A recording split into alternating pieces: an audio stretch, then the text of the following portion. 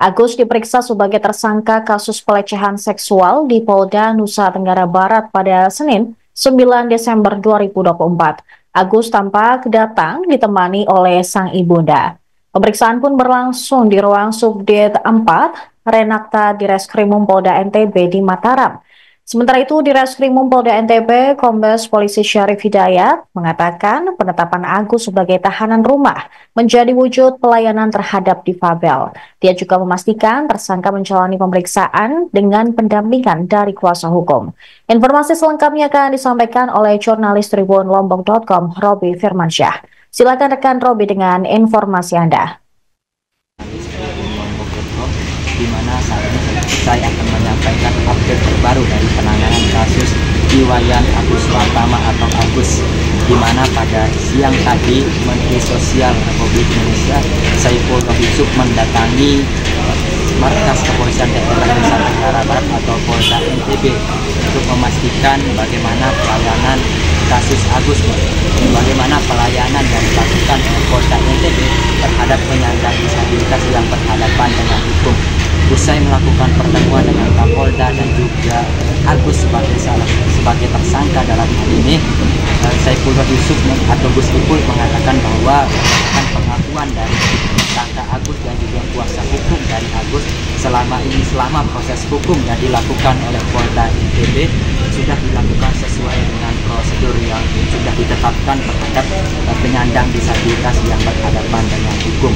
Saifullah Yusuf atau Gus Ipul mengatakan bahwa prosedur yang dimaksud bagaimana memastikan bahwa hal-hal yang berkaitan dengan hak-hak dari para tersangka disabilitas bisa terpenuhi, misalnya dalam hal pengaduan di SPKT, kemudian fasilitas yang diberikan seperti fasilitas rumah tahanan, kemudian akomodasi dan lain sebagainya.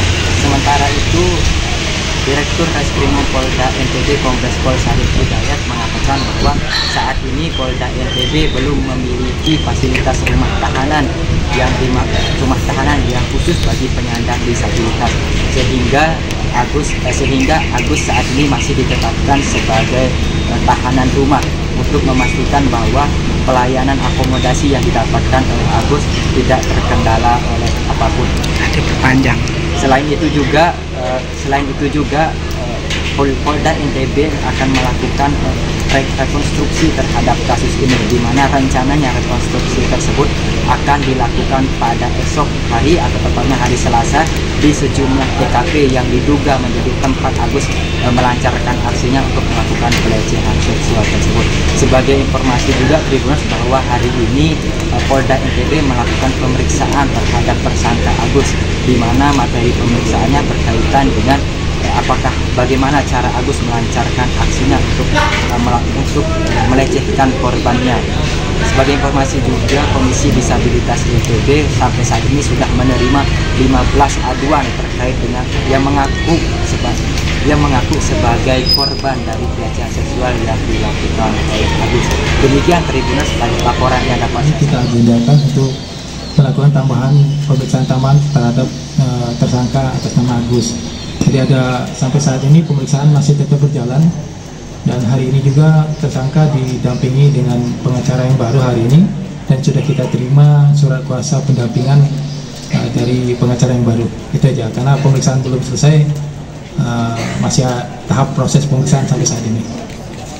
Terus untuk terkait dengan pemenuhan, salah satu kemarin kita sudah koordinasikan bahwa kita memperhatikan tersangka. Salah satu bentuk adalah tahanan rumah. Sebenarnya ini merupakan bagian dari kami memperhatikan hak-haknya dari pelaku. Kenapa kami perhatikan? Karena memang di Polda, rumah tahanan kita yang terbatas belum menyediakan itu. Salah satunya bentuk adalah kita melakukan tahanan rumah untuk bisa memperhatikan hak dari pelaku itu sendiri. Tahanan rumah sudah dilakukan selama 20 hari. Apakah saat pemanggilan di sana akan langsung ditahan di Mapolda atau seperti apa? Tidak, karena kita melihat situasi belum, kita masih dalam proses. Karena saat ini untuk fasilitas kita juga belum memenuhi, jadi kita memperhatikan hak tetap pelaku, kita lakukan penahanan rumah, dan itu sudah kita perpanjang 40 hari ke depan untuk di tahanan rumah. Untuk para tersangka, korban, apakah sudah ada penambahan yang diperiksa Pak hari ini? Saat ini kita fokus terkait dengan berkas perkara yang sudah kita lakukan pemeriksaan, dan 2 sudah kita BAI, salah satunya memang ada anak-anak. Tapi fokus di dalam pemeriksaan itu ada 5 termasuk dengan korban itu sendiri. Nanti kita rencanakan lagi karena kita ada butuh koordinasi dan integrasi dengan jaksa. Jadi kita lihat waktu kesediaan jaksa untuk hadir di lokasi rekonstruksi.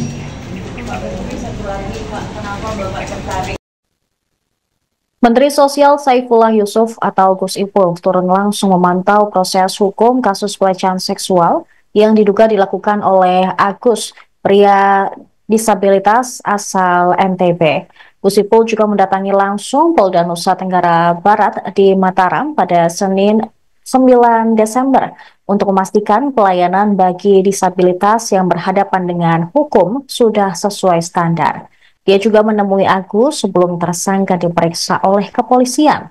Gus Ipul juga berdiskusi dengan pengacara Agus. Kepada Gus Ipul, pengacara Agus menilai Polda NTB sudah memberikan pelayanan sesuai dengan standar pelayanan bagi penyandang disabilitas. Saifullah Yusuf pun mengapresiasi Polda NTB yang sudah membuat surat keputusan Kapolda terkait penanganan disabilitas yang berhadapan dengan hukum. Sementara itu, Polda NTB juga memastikan akomodasi yang layak bagi tersangka disabilitas. Diketahui Agus ditetapkan sebagai tersangka dengan pasal 6C Undang-Undang Nomor 12 Tahun 2020 tentang tindak pidana kekerasan seksual. Agus diduga melecehkan seorang perempuan di kamar homestay di Mataram pada 7 Oktober 2024. Modusnya, korban dimintai untuk mengantar Agus ke kampus, namun tujuan beralih ke homestay. Sebelum melecehkan, Agus juga mengancam akan melaporkan perbuatan korban dengan mantan kekasihnya. Selanjutnya, korban pun menuruti arahan Agus, dan Agus yang tidak memiliki tangan sejak kecil ini diduga melakukan pelecehan seksual terhadap korbannya. Ada kunjungan kerja ke sini ya memang.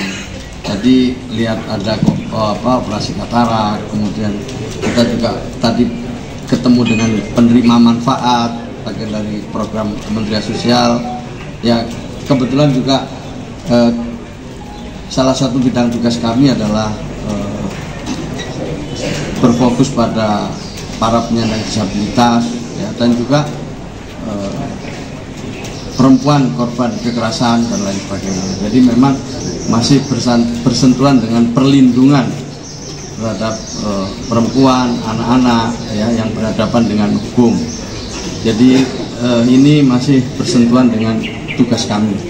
Tetapi rangkaian kami banyak ya, salah satunya berkesempatan untuk dialog dengan Komisi Disabilitas Daerah. Ini juga penting untuk kita mendengarkan guna perbaikan layanan ke depan. Ya. SPKT di depan. Tadi saya tanya juga SPKT-nya di depan dilayani, terus yang dibutuhkan apa? Kursi roda atau mungkin juga fasilitas-fasilitas lain seperti toiletnya segala macam. Itu kan memerlukan layanan khusus. Jadi yang sifatnya layanan-layanan khusus itu disiapkan semua oleh bapak-bapak kepolisian.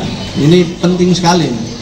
Jadi sehingga ketika Mas Agus misalnya yang diperiksa memang dalam keadaan tidak tertekan, dalam keadaan nyaman, sehingga dia siap diperiksa karena hak-haknya sudah dipenuhi.